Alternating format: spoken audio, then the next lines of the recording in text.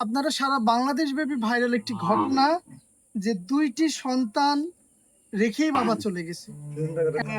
আসসালামু আলাইকুম।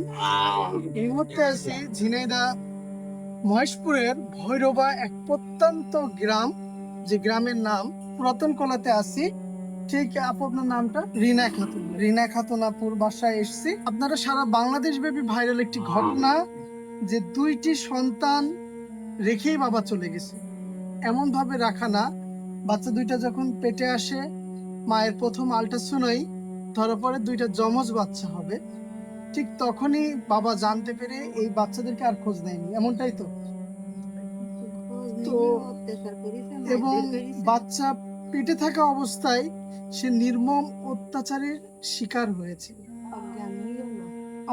আজকে আমরা এসেছি তার বাসায় কিছু দুধ কালীগঞ্জবাসী সহ প্রবাসী ভাইয়েরা, মুসলিম ভাই সহ অনেকে কিন্তু পাঠিয়েছে। এখানেই সেই 6 কোটো দুধ কিন্তু আমরা পৌঁছে দিয়ে গিয়েছি।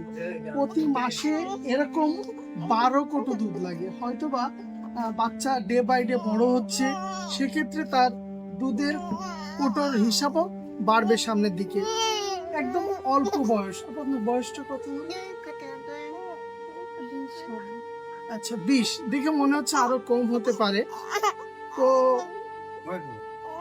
12 কোটো দুধ কিনে খাওয়ার সামর্থ্য কিন্তু এই পরিবারটার নাই। আমরা যদি তার বাসার অবস্থাটা যদি একটু দেখি, যে পুরোটাই এখন বর্তমান যে যুগ চলছে, এই যুগে এই বাসাটাও তাদের না, এই বাসাটাও তার ভাইয়ের বাসা, এই তার মামার বাসা, যে মামার বাসায় থাকে। ও বাসা থাকে না, ওই যে তার মামা আছে, তার মামা বসে আছে, মানে এই মামার ভাঙাচুর এই বাসাটা দিয়েছে বোনকে, তার বোনকে, মামার বোনকে আশ্রয় দিয়েছে। সেখানে আবার আর একটা তার ভাগ্নি এসেও আশ্রয় নিয়েছে সেই মামার বাসায়। আসলে এটা একটা মহৎ হৃদয়বানের পরিচয় কিন্তু সে দিয়েছে। তো আজকে সে ছোট্ট বাচ্চাটা আমার কোলে আছে, আর একটা বাচ্চা তার নানির কোলে আছে। আপনারা যে যেখান থেকে দেশ ও প্রবাস এসেছেন, আপনারা এই বোনটাকে যদি সহযোগিতা করেন, তাহলে হয়তো এই শিশু দুইটা সুন্দরভাবে মানুষ হতে পারবে, এই দুনিয়ার আলোটা তারা দেখে যেতে পারবে।